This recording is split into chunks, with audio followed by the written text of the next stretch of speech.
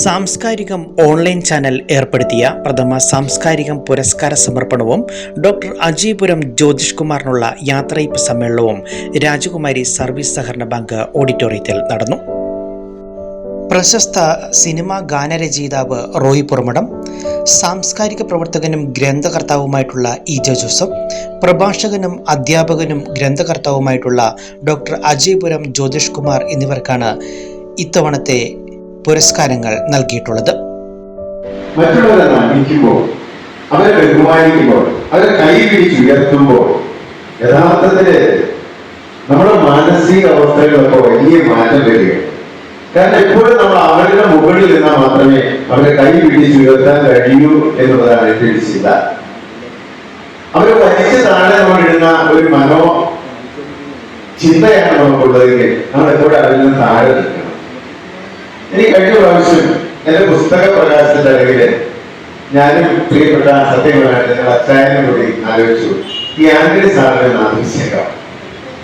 അപ്പോൾ ഒരർത്ഥം പറ്റി ഇതിന് അധ്യക്ഷത വഹിക്കാൻ ആളില്ലാതെ പോയി. അങ്ങനെ ആ പരിപാടികൾ മാറ്റി വെച്ചു.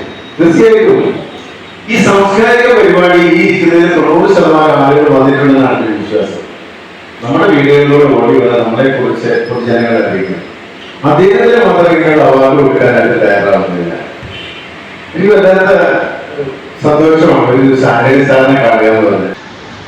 ഓൺലൈൻ ചാനൽ 2022 മാർച്ച് മാസം 21 തീയതിയാണ് ആരംഭിക്കുന്നത്. ഇപ്പോൾ 2 വർഷം പൂർത്തിയായി. ഈ 2 വർഷത്തിനിടയിൽ തന്നെ 265 പ്രതിഭകളെ നമുക്ക് ചാനൽ വഴി അവതരിപ്പിക്കാനായിട്ട് കഴിഞ്ഞിട്ടുണ്ട്. ആദ്യം ഡോക്ടർ രാജീവ് കുമാറിനെ പരിചയപ്പെടുത്തിക്കൊണ്ടാണ് നമ്മൾ ഈ സാംസ്കാരികം ആരംഭിച്ചത്. ഒടുവിൽ കട്ടപ്പന ദർശന ഫിലിം സൊസൈറ്റിയിൽ അന്താരാഷ്ട്ര ചലച്ചിത്രോത്സവത്തിൽ ചലച്ചിത്രം അവതരിപ്പിച്ച രാഹുൽ രാജിനെ പരിചയപ്പെടുത്തിക്കൊണ്ടാണ് സാംസ്കാരികത്തിൻ്റെ അവസാന ലക്കം മിനിഞ്ഞാന്ന് പ്രസിദ്ധീകരിച്ചത്. സാംസ്കാരികത്തിൻ്റെ പേരിലുള്ള ഉപഹാര സമർപ്പണവും അതോടൊപ്പം തന്നെ നമുക്കൊക്കെ പ്രിയങ്കരനായിട്ടുള്ള ഡോക്ടർ അജയപുരം ജ്യോതിഷ് കുമാർ സാറിനുള്ള സൗഹൃദ കൂട്ടായ്മയുടെ യാത്രയുടെ സമ്മേളനവുമാണ്. ഒരുപക്ഷെ നമുക്കിത് വളരെ വിപുലമായിട്ട് സംഘടിപ്പിക്കാമായിരുന്നു. വളരെ കുറഞ്ഞ ദിവസങ്ങൾക്കുള്ളിൽ, ഏതാണ്ട് ഒരാഴ്ചക്കുള്ളിൽ ഇതിനൊരു തീരുമാനമെടുത്തു. അനിൽ സാറ് പറഞ്ഞതുപോലെ പറയുവാൻ വാക്കുകളില്ലാതെ ഞാൻ വിഷമിച്ച് നിൽക്കുന്ന സാഹചര്യമാണ്. കാരണം എന്താ പറയേണ്ടതെന്ന് എനിക്കറിയില്ല.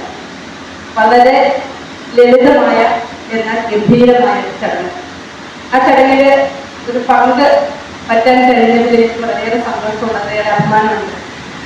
പ്രത്യേകിച്ചും ഇവിടെ എൻ്റെ മുന്നിലിരിക്കുന്ന ആളുകളെല്ലാം വാക്കുകൾ കൊണ്ട് നല്ല അറിവും അനുഭവ പരിചയമുള്ള ആളുകളാണ്. ഇവരുടെയൊക്കെ മുമ്പിൽ ഞാൻ എന്തെങ്കിലും പറയുക എന്ന് പറഞ്ഞാൽ തന്നെ അതിനെക്കുറിച്ച് ചിന്തിക്കാൻ പറ്റുന്നൊരു കാര്യമല്ല. അതുകൊണ്ട് തന്നെ ഞാൻ ദീർഘമായ ഒരു പ്രസംഗത്തിനോ അല്ലെങ്കിൽ ഒരു ചർച്ചയ്ക്കൊന്നും മുതിരുന്നില്ല.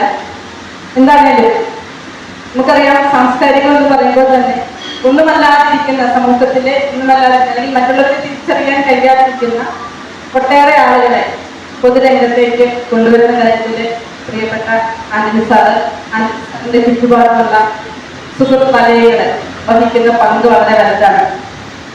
എനിക്ക് ആന്റണി സാറിനെ കുറിച്ച് പറയുകയാണെങ്കിൽ, സാറ് തന്നെ സൂചിപ്പിച്ചതുപോലെ ഒന്നുമല്ലാതെ ഉള്ളൊരു കാലഘട്ടം. ശരിക്കും പറഞ്ഞാൽ ഒരു നല്ല പ്രായത്തില് ചെറുപ്പത്തിൽ 17 വയസ്സുള്ളപ്പോഴാണ് ഞാൻ ആനന്ദ് സാറിന്റെ അടുത്തെത്തുന്നത്.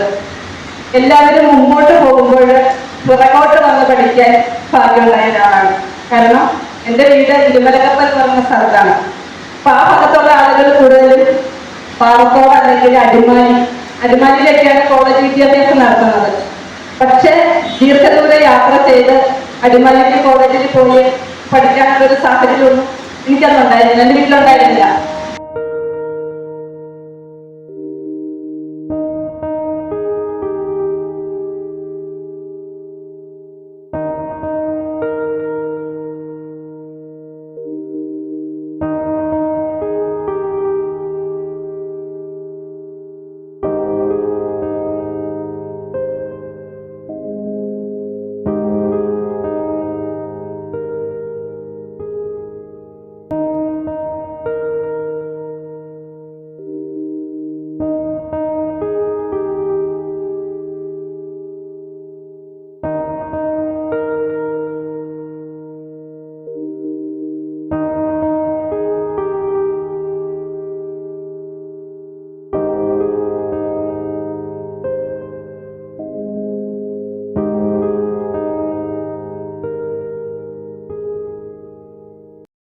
265ഓളം എപ്പിസോഡുകൾ നമ്മളിപ്പോൾ സോഷ്യൽ മീഡിയ വലിയ പ്രചാരം നേടിക്കൊണ്ടിരിക്കുന്ന ഒരു കാലഘട്ടത്തില് നിരവധി സാറ് ആ മേഖലയിൽ പരിചയപ്പെടുത്താത്ത വിഭാഗമില്ല എന്നാണ് എനിക്ക് തോന്നുന്നത്. മിക്കവാറും ഞാൻ കാണാറുണ്ട്. ഒരു സാംസ്കാരികത്തിൽ ഞാനായിരുന്നു വന്നത്. അപ്പൊ അതിനകത്ത് സാറ് ഈ ഒരു മേഖല, അതായത് മനുഷ്യ ജീവിതത്തിന്റെ വിവിധ വശങ്ങളില് അങ്ങേയറ്റം പ്രാധാന്യം വഹിക്കുന്ന, എന്നാൽ തങ്ങൾ വളരെ സൈലന്റ് ആയിട്ട് ചെയ്യുന്ന ചില ജോലികളെ പോലും സാറ് പരിചയപ്പെടുത്തിയിരുന്നു എന്നുള്ളതാണ്.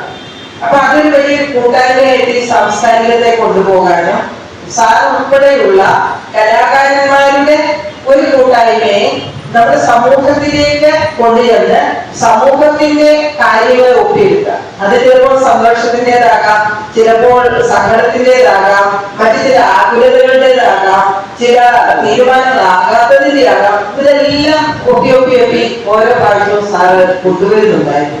അപ്പൊ അതിന് നേതൃത്വം നൽകുന്ന സാറിന് തന്നെ ആദ്യത്തെ അഭിനന്ദനം അറിയിക്കാനായിട്ട് ഞാൻ ഈ അവസരം ഉപയോഗിക്കുകയാണ്. സംസാരിക്കാൻ 2 വർഷമല്ല, നീണ്ട വർഷങ്ങൾ നമ്മുടെ സമൂഹത്തിന്റെ കരുത്തായിട്ട് മുന്നോട്ട് പോകട്ടെ എന്നാണ് എനിക്ക് ആശംസിക്കാനായിട്ടുള്ളത്.